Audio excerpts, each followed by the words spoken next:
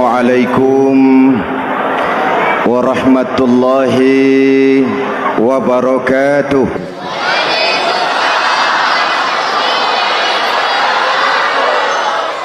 Alhamdulillahi wahdah, sadaqa wa'dah wa nasara 'abdah, wassalatu wassalamu ala man la nabiyya ba'dah, Sayyidina Muhammad ibn Abdullah wa ala alihi wa sahbihi wa mawalah, amma ba'du. Saudara-saudara kaum muslimin yang saya cintai, perjalanan waktu telah mengantarkan kita memasuki Ramadan. Kata orang, jauh berjalan banyak dilihat, dan pengalaman adalah guru yang paling bijaksana. Kalau ibadah Ramadan kita berhasil, maka kita yang malam ini pasti bukan kita sebulan yang lalu.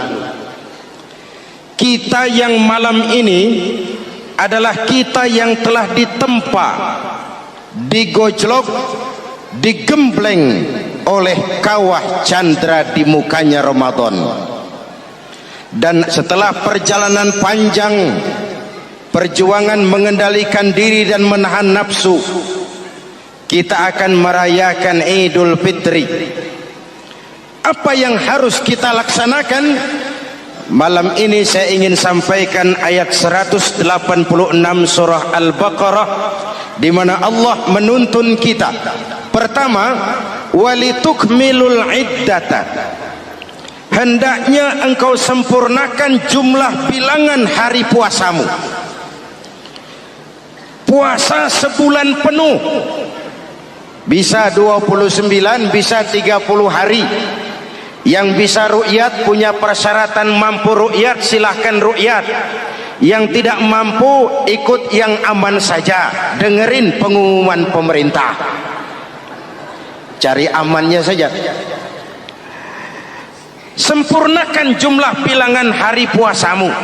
Sebab apa? Puasa itu macam-macam. Ada yang puasa model beduk, depan rapat, belakangnya kosong, cuman pembukaan. Ada juga yang pembukaan, pertengahan, dan penutupan. Ada juga yang penutupan saja, mau dapat Lailatul Qadar.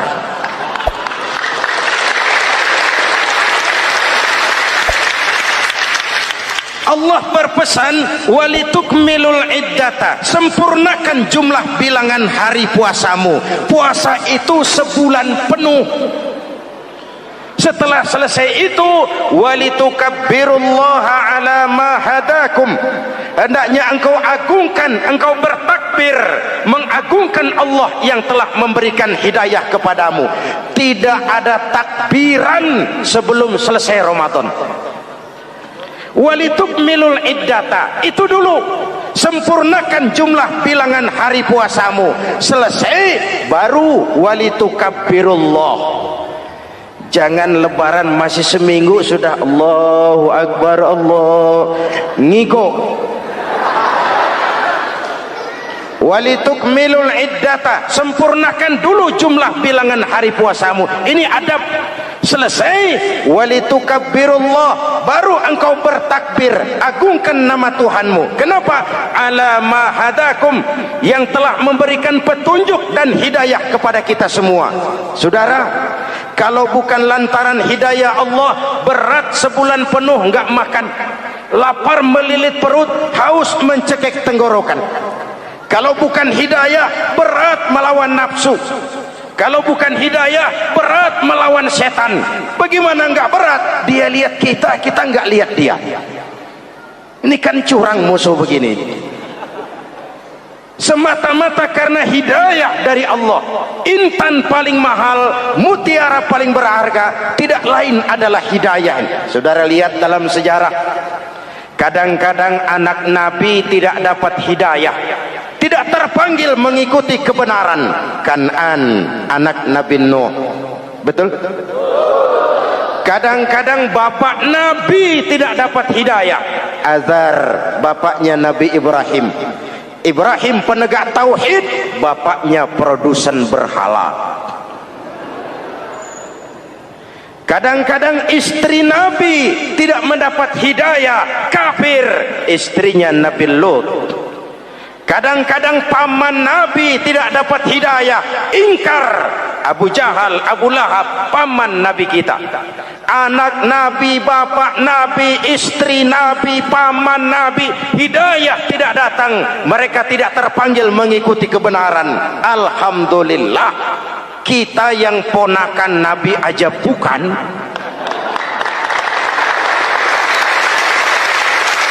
kita diberikan hidayah.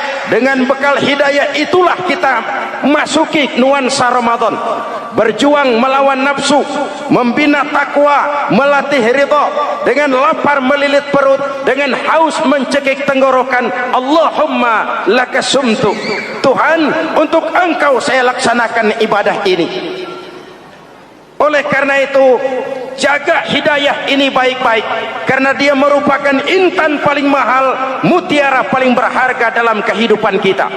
Diberikan kita kedudukan yang tinggi, alhamdulillah. Diberikan kita harta yang banyak, alhamdulillah. Tapi itu semua belum ada artinya ketimbang yang bernama hidayah. Maka hidayah inilah yang harus kita jaga baik-baik. Hidayah inilah yang harus kita pelihara. Kita bertakbir kepada Allah, mengagungkan nama Allah yang telah memberikan hidayah kepada kita. Kalau tidak lantaran hidayah, berat melaksanakan ibadah puasa sebulan suntuk. Dengan ibadah Ramadan, kita melakukan pemutihan vertikal. Orang yang keluar dari Ramadan dengan ibadah benar seperti bayi baru dilahirkan oleh ibunya, tidak punya dosa kepada Allah. Idul Fitri, kembali kepada fitrah. Tapi kan kita tidak cuma punya dosa vertikal, kita juga punya dosa horizontal. Kita tidak cuma berdosa kepada Allah, kita juga sering salah kepada sesama manusia. Betul? Inilah momen lebaran itu. Dosa kepada Allah, taubat langsung kepadanya, sonder calok. Dosa kepada sesama manusia, saling memaafkan. Sebab apa? Satu hadis meriwayatkan, selesai sholat id, sahabat mendengar Rasul mengucapkan amin sampai 3 kali. Amin, amin, amin. Heran sahabat, gak ada angin, gak ada hujan, amin 3 kali ya Rasul, ada apa? Kamu nggak tahu? Nggak tahu. Barusan selesai sholat, malaikat Jibril turun. Lalu, Muhammad, saya mau berdoa kepada Allah, mau kamu aminkan? Silakan Jibril, berdoalah, saya akan mengaminkan. Jibril berdoa, Rasulullah amin. Doanya 3 macam permohonan, Nabi 3 kali mengucapkan amin. Kalau malaikat Jibril yang doa, Nabi yang mengaminkan. Kalau bahasa Inggris, ilokan. Ilokan nih doa meleset. Apa iya? Ma iya? Apa doanya?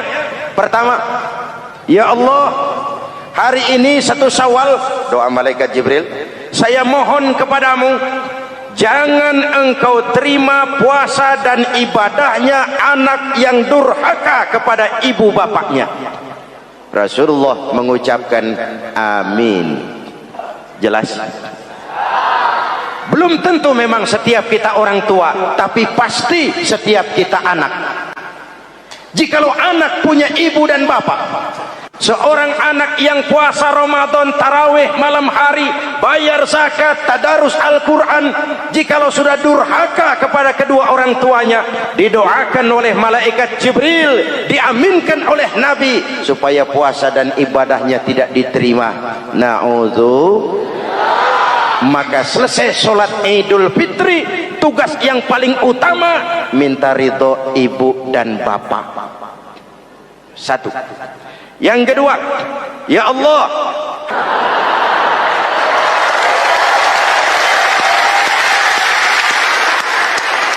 istri itu swarga manut, neraka katut.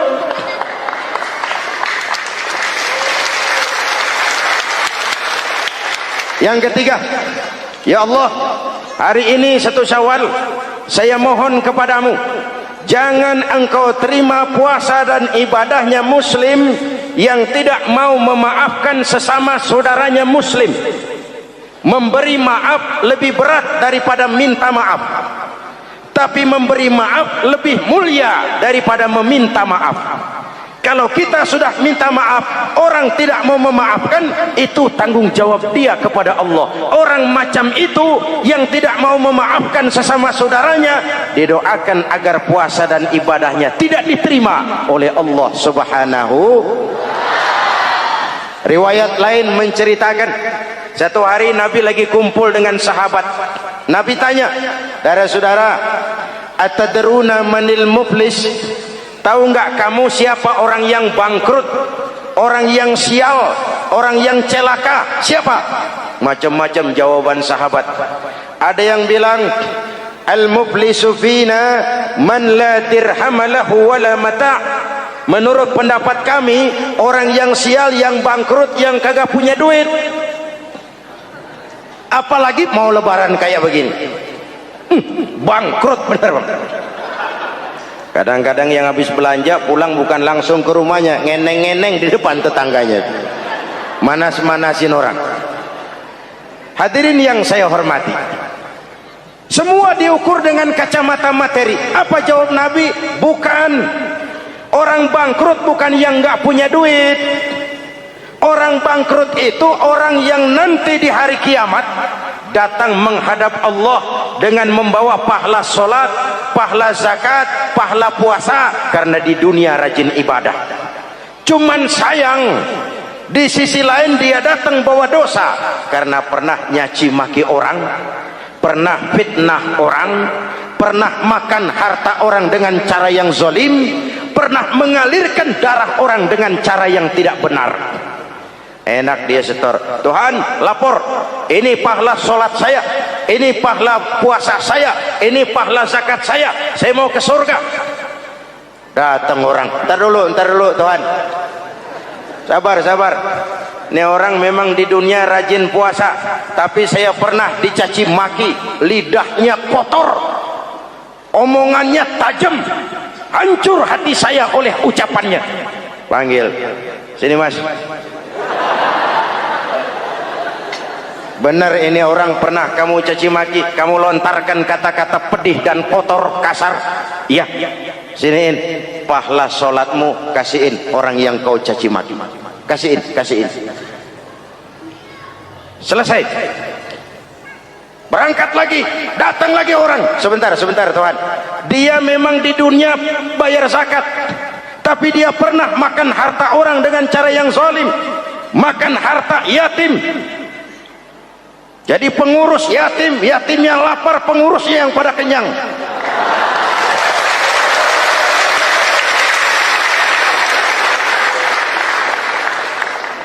Saya menuntut keadilan. Benar. Siniin pahala zakatmu, kasih orang yang kau makan hartanya.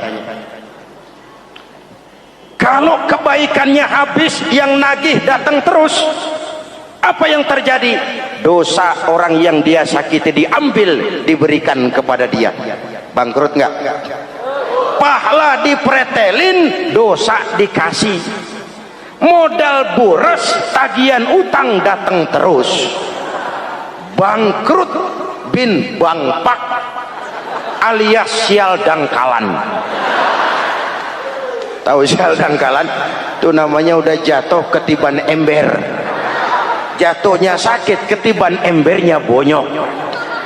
Kita tidak ingin jadi manusia yang rugi dan bangkrut. Karena itu, jikalau ibadah Ramadan memperbaiki hubungan kita kepada Allah, maka Idul Fitri dengan silaturahmi lebarannya memperbaiki hubungan antar sesama manusia agar kita jangan termasuk golongan orang-orang yang bangkrut, karena cuma baik hubungannya kepada Allah tapi tidak baik hubungannya dengan sesama manusia.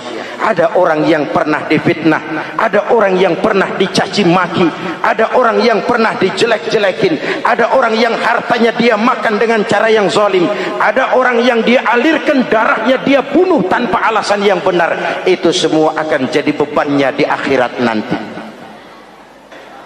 Kalau dia menyangkut hakul adami, hak-hak manusia, maka kita harus minta maaf kepada yang bersangkutan. Rasul mengajarkan, ma min muslimaini yaltaqiyani fayatasafahani illa ghafarallahu dzunubahuma. Apabila dua orang Islam bertemu lalu bersalam-salaman, Allah hapuskan dosa yang terjadi di antara kedua orang itu. Jadi baik hubungan kita kepada Allah, jalur hablum minallah, dan baik juga hubungan kita dengan sesama manusia, hablum minan nas. Keduanya ternyata saling berkaitan. Saudara hadirin yang saya cintai, dengan begitu kita berusaha memperbaiki hablum minallah dan sisi lain hablum minan nas, agar kita tidak menjadi orang yang bangkrut di akhirat nanti. Bapak Ibu, saudara-saudara kaum muslimin yang berbahagia, memanfaatkan momentum Idul Fitri dalam kondisi negara kita sekarang ini. Indonesia kita ini kan masih sakit, betul? Multi krisis. Mula-mula kita ini kena krisis moneter, rupiah anjlok, dolar naik ke langit, sampai pernah April 97 dolar mencapai 17 ribuan dari 2.500. Apa enggak kolab? Itu pasti bukan mainan rakyat kecil. Mereka yang dapat kredit BLBI rame-rame borong dolar.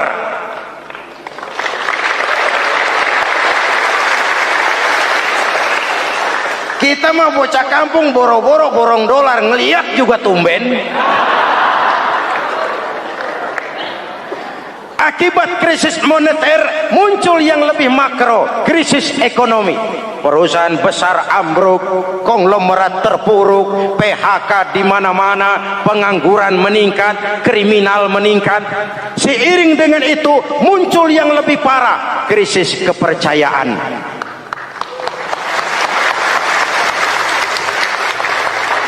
Benih-benih perpecahan bertebaran di mana-mana. Dampaknya masih sangat terasa sampai sekarang ini. Kita lihat sekarang ini, Aceh belum selesai, Papua minta merdeka, Timur Timur cerai. Dalam kondisi seperti inilah momentum Idul Fitri harus jadi lem perekat yang menjaga keutuhan kita.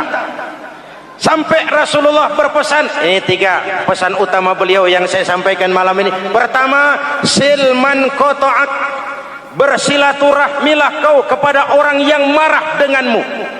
Kalau orang baik kita baik lagi, pantas, memang mestinya begitu. Tapi bersilaturahmilah kepada orang yang marah denganmu. Kita harapkan lebaran nih yang silaturahmi jangan cuman kita rakyat di kampung, tapi yang ngaku atau diakui sebagai pemimpin, para elit politik di atas saling bersilaturahmi.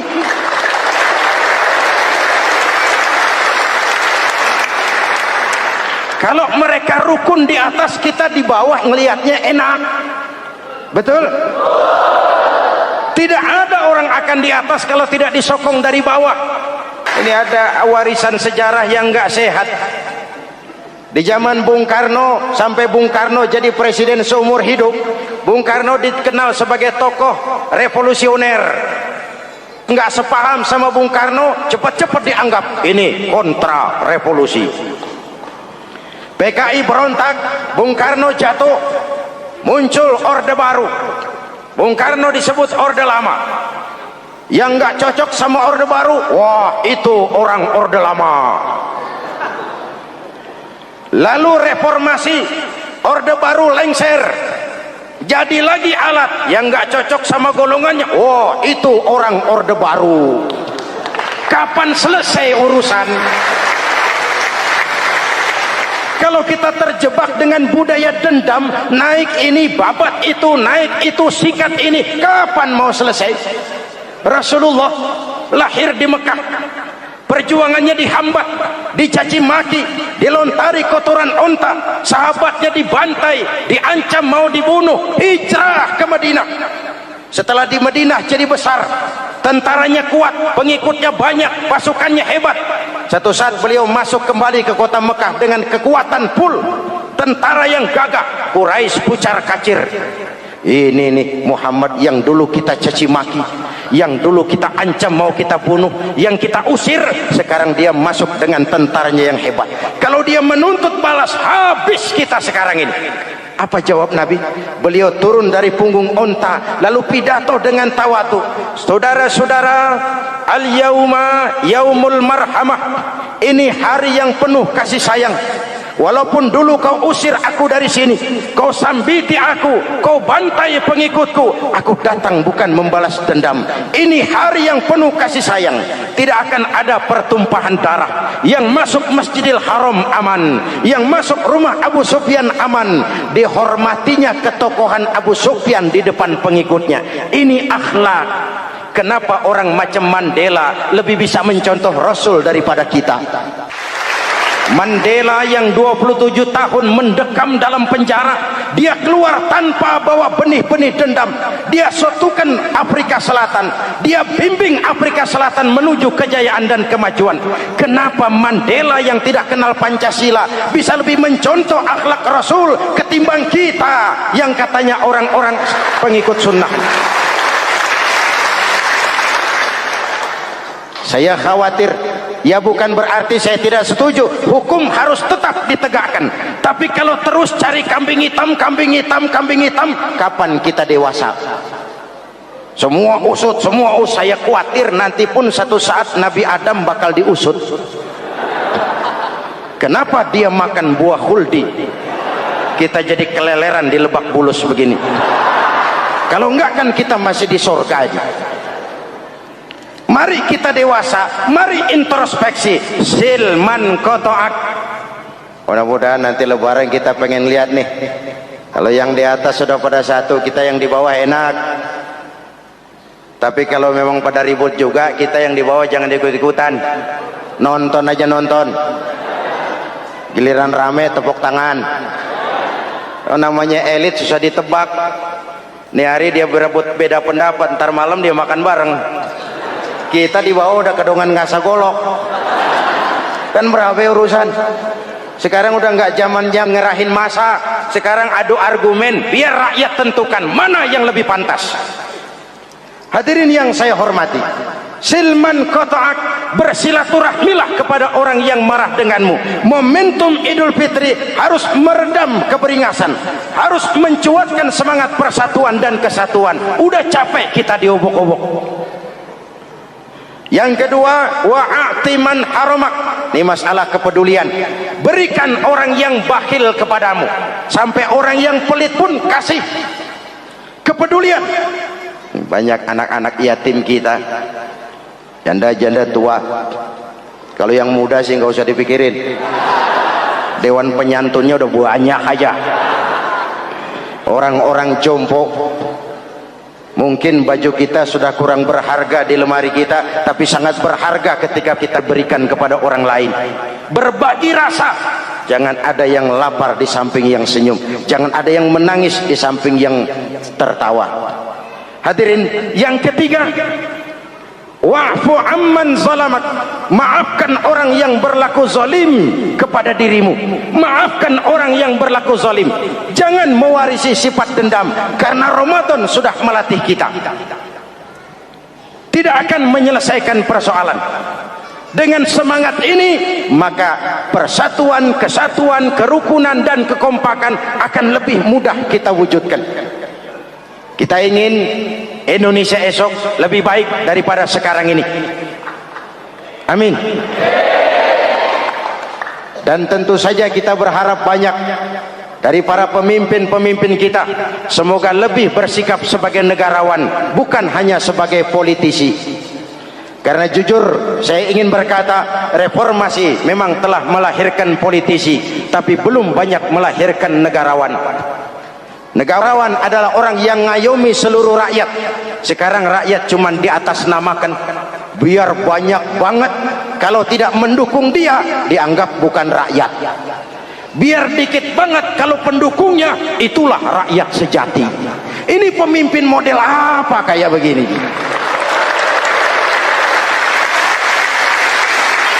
Ini kan mengkamuflase rakyat namanya. Oleh karena itu, mari sama-sama kita baca Fatihah. Kita niat, mudah-mudahan suasana sesudah Ramadan benar-benar kondusif, agar kita bangsa ini bisa keluar dari kesulitan besar yang kita hadapi sekarang ini.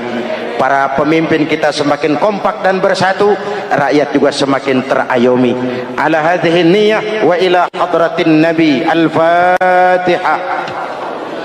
Bismillahirrahmanirrahim. Alhamdulillahi rabbil alamin, arrahmanir rahim, maliki yaumiddin. Iyyaka na'budu wa iyyaka nasta'in. Ihdinas siratal mustaqim, siratal ladzina an'amta 'alaihim ghairil maghdubi 'alaihim waladdallin. Amin. Berkumpul di padang mahsyar, tiap orang sibuk dengan persoalannya masing-masing. Matahari waktu itu didekatkan oleh Allah, panas luar biasa. Ada yang saking panasnya itu mencucurkan peluh keringat sampai sebatas mata kakinya. Ada yang keringatnya sampai sedengkulnya, ada yang keringatnya sampai sepusatnya, ada yang keringatnya mengalir sampai sebahunya, ada yang kelelap oleh keringatnya sendiri, sementara orang di sampingnya enggak apa-apa. Bergantung lagi amalan dia waktu di dunia ini. Saudara-saudara, sebagian orang dalam kepanikan padang mahsyar berombong-rombong datang mereka menghadap Nabi Adam. Ya Adam, anta abal bashar. Hai Adam, Tuhan adalah bapak moyang manusia. Kami sebentar lagi akan disidang, dimintakan pertanggungan jawab. Tolonglah kami, hai Adam. Kata Nabi Adam, jangankan nolongin sampean, saya sendiri tanggung jawab di hadapan Allah. Ketika dulu tidak boleh makan khuldi, saya serobot. Sudahlah, urus diri masing-masing saja, nafsi. Begitu kata Nabi Nuh, begitu kata Nabi Ibrahim. Tiap orang bertanggung jawab sendiri-sendiri. Ketika itulah saudara-saudara, nikmatnya menjadi umat Nabi besar Muhammad sallallahu alaihi wasallam. Sebab apa? Walaupun menurut abjad kita ini umat paling belakang, karena paling belakang kita ini toh, karena Nabi Muhammad adalah Nabi akhir, tapi akan dihisab lebih dulu, lewat di atas sirat lebih dulu, masuk surga lebih dahulu ketimbang umat-umat belakangan. Ketika Rasul mendekati ajal, beliau tanyakan itu kepada malaikat Jibril. Malaikat Jibril berkata, Muhammad jangan khawatir, Allah sudah berjanji, inni haramtul jannata ala sairil anbiya hatta tadkhulaha anta, wa haramtuha ala sairil umami hatta tadkhulaha ummatuka. Surga aku haramkan buat seluruh nabi kecuali kalau engkau Muhammad sudah masuk ke dalamnya, dan surga aku haramkan buat seluruh umat kecuali kalau umatmu Muhammad sudah masuk ke dalamnya. Logikanya, walaupun menurut abjad kita umat paling belakang, bakal dihisab paling dulu, lewat di atas sirat paling dulu, masuk surga paling dulu, kalau mampir ke neraka juga paling dulu. Ya resiko. Jangan mau enaknya aja paling dulu. Saudara hadirin yang saya hormati, setelah masa kebangkitan itu jangan dikira begitu bangkit langsung diperiksa. Masih menunggu menanti ribuan tahun perhitungan padang mahsyar untuk sampai kepada proses yang disebut yaumul hisab. hari perhitungan. Seorang demi seorang bakal dipanggil. Bayangkan saja, kita se-RT saja di absen, kadang-kadang perlu waktu lama. Ini manusia sejak zaman Nabi Adam sampai datang hari kiamat, satu demi satu disidang di hadapan Qadi Rabbul Jalil. Status sosial copot sudah waktu itu. Yang pernah jadi hartawan di situ tidak lagi kelihatan kehartawanannya. Yang pernah jadi jenderal tidak lagi dipanggil jenderalnya. Yang ustadz tidak lagi dipanggil al-mukarramnya. Seluruh status sosial selesai. Dipanggillah kita seorang demi seorang menghadap Qadi Rabbul Jalil. Bagaimana proses penghisaban itu? Pertama, proses tanya jawab. Di antaranya ada hadis menyatakan, lan tazula qadama 'abdin yaumal qiyamah hatta yus'ala an arba'i khisalin. Besok di hari kiamat tidak akan bergeser telapak kaki seorang hamba sampai dia ditanya lebih dulu tentang 4 persoalan. Tentang ilmunya. Kemana ilmu itu diamalkan? Tentang umurnya. Di mana umur itu dihabiskan? Tentang masa mudanya. Kemana masa muda itu dipakai? Tentang hartanya. Dari mana harta itu didapat dan kemana harta itu dibelanjakan. Ini termasuk proses tanya jawab. Jadi kalau istilah pengadilan dunia, nama Fulan bin Fulan. Kamu waktu di dunia diberikan umur panjang untuk apa? Pernah mengalami masa muda, kemana kau habiskan masa remajamu? Kau diamanahkan ilmu, dengan apa ilmumu kau amalkan? Kau diberikan harta, dari mana harta kau dapat, kemana kau belanjakan? Tak seorang pun yang bisa mungkir. Sebab apa? Dikala itu yang menjadi saksi bukan orang. Yang menjadi saksi adalah seluruh anggota badan kita. Tangan bicara, kaki jadi saksi terhadap seluruh amalan yang pernah kita kerjakan pada saat kehidupan di alam dunia ini. Selesai proses tanya jawab, lalu diperlihatkan buku catatan kita waktu hidup di dunia ini. Jangan lupa Allah itu menyiapkan 2 superkomputer kepada kita. Sebelah ditempelin sebelah kanan, yang sebelah tempelin di sebelah kiri. Komputer itu namanya Raqib dan Atid. 2 malaikat yang apabila baik kita lakukan, refleks saja akan menulis kebajikan kita.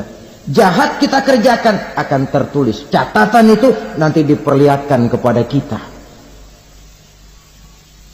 Waduh, alangkah malunya pada saat diperlihatkan catatan kita, buku rapot kita merah melulu.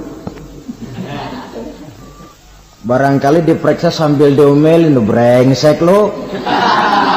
Buku merah melulu begini, bagaimana waktu hidup di dunia? Tidak cukup diperlihatkan buku catatan kehidupan, rekaman kehidupan. Rekaman kehidupan kita secara utuh sejak terlahir sampai ajal datang merenggut nyawa. Barangkali mirip dengan video sekarang ini, di mana terekam dengan baik seluruh kegiatan kita sejak yang sekecil-kecilnya sampai kepada yang sebesar-besarnya. Untuk kemudian kita pun menerima balasan. In khairan fa khairun wa in syarran fa syarrun. Kalau baik ya baik balasannya, kalau jahat ya jahat juga balasannya. Catatan-catatan kita diberikan. Kalau banyak kebajikannya diberikan di tangan kanan dengan cara yang halus. Kalau banyak kejahatannya diberikan dari sebelah kiri atau dilempar dari belakang. Itulah sebabnya sejak di dunia ini kita sudah mohon kepada Allah. Ketika berwudu membasuh tangan kanan, apa kita bilang? Allahumma a'tini kitabi biyamini wa hasibni hisaban yasira. Ya Allah, berikan saya kitab di tangan kanan, dan kalau saya memang perlu dihisap, hisaplah saya yang seringan-ringannya. Tangan kiri berlindung kita kepada Allah, jangan sampai diberikan kitab di tangan kiri atau dari arah sebelah belakang. Wa a'udzubika an tu'tiya kitabi bishimali aw min wara'i zuhri, dari arah sebelah belakang. Na'udzubillah min dzalik.